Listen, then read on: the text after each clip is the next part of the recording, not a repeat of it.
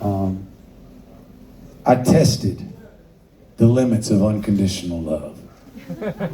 And that woman still stood behind me to the day she left us.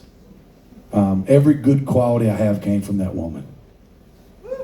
Don't whoosh. Every bad quality I have came from her as well. So. But tonight we're going to focus on the good stuff. My mom was loud.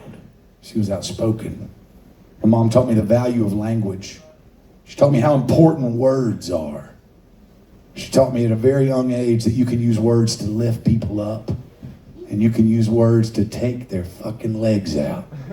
She taught me how to do both exceptionally well. Follow me on Twitter.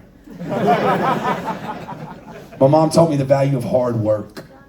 My mom taught me that nothing in this life is free. Everything is worked for, bled for, sweat for. And if you do all three of those things for something, once you have it, you truly appreciate it. I would not be the man standing here before you today if it was not for the work that woman put into me. I'm proud to be her son. But my mom also suffered from the same disease that I have. My mom was an addict. I don't know how many people know my story or know anything about the band, but I'm an addict. I'm a drug addict. I'm an alcoholic. I've been in recovery for a little over 10 years now. Thanks. August 31st, 2014. And I feel so fortunate to still be here. I would not still be here if it wasn't for sobriety. Now, don't get me wrong, I'm not one of those teetotalers. I don't judge you for drinking. I hope you got as fucked up as you feel comfortable getting on a Wednesday night. I'm not one of the judgmental sober people. If anything, I'm fucking jealous of every single one of you having 2 drinks and stopping like a fucking adult. Jealous. My mom wasn't that lucky though. My mom didn't get sober, but I don't want you to think the wrong thing. My mom wasn't an addict my whole life. My mom was the youngest of 6 children. She had 5 older siblings that all died from substance abuse-related deaths before they were 45 years old. My mom knew better. My mom taught us better. She called it the family problem. She said it was in our blood. She taught me from a very young age. She's like, BJ, we were really good at picking up habits. We're very, very bad at putting them back down. So she didn't drink. She didn't do drugs. She didn't do anything my whole life. She was straight-laced. But I told you, she worked really hard my whole life. She worked 2 jobs my entire life to make sure that me and my brother were afforded every opportunity she missed out on. So one day at work, she hurt her back. She had to have surgery on it. And that didn't fix it, so she had another surgery. And over the course of 3.5 years, she had 5 back surgeries. And each one took her down a notch. Each one, she faded a little bit more into this very dark place, this place where depression took over. Because she couldn't do what she was put on this earth to do. She couldn't take care of her family. She couldn't make us laugh. She couldn't work. I don't know if you guys have ever watched a fucking force of nature fade into a pale imitation of itself. It is heartbreaking. But then the doctors gave her these little pills. They're called OxyContin.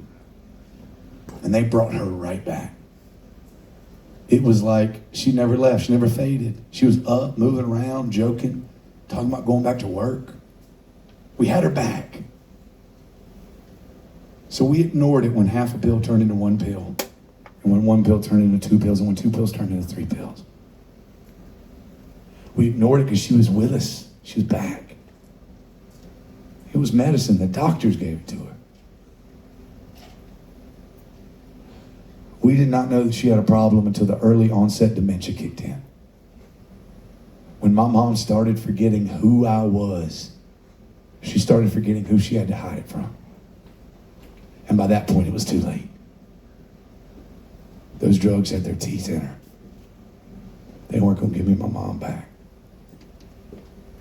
You can't tell somebody who you love to stop doing something that's killing them when they have no fucking idea who you are.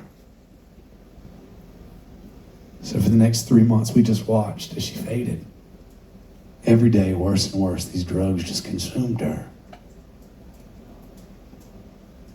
So when my dad called me on New Year's Eve and told me she was gone, I was not sad. I wasn't angry. I wasn't lonely. I was fucking happy. It was the weirdest kind of joy I've ever felt. I was happy she wasn't hurting anymore. I was happy that the drugs weren't winning anymore. But then the guilt comes. As a son, you're supposed to feel bad when you lose your mom. For me, that sadness didn't come until my birthday. That's the first holiday that I associate with that woman. May 3rd. Every year on May 3rd, my mom would call me at the exact minute I was born. 7:34 p.m. Eastern Standard Time. Not 7:33, not 7:35. You could set your fucking watch to it. 7:34, that phone rang without fail. Every year, it was the same shitty joke. She said, hey. And I said, hey, Mama. And she said, I just wanted to call and remind you that at this exact minute, 30 some odd years ago, you ruined me and your father's life. She said, BJ, we used to be young and beautiful people. We had dreams, goals, aspirations. And then we had you. And she tried her best not to laugh. 15 seconds, a minute, sometimes she'd go longer than that. But eventually you'd hear it rumbling deep down in her belly. And it would come up and it would come out. And friends, I have roamed this fucking rock for 40 years. And I have yet to find a single noise that brings me that much joy than the sound of her laughing. I still hear it right here.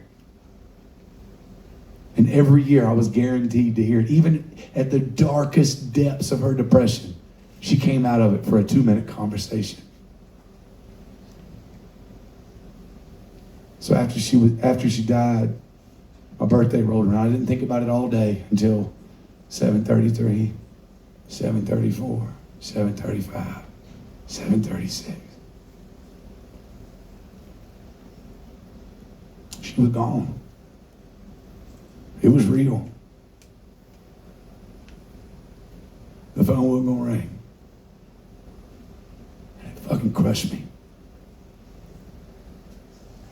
I had to watch my dad deal with it on his anniversary.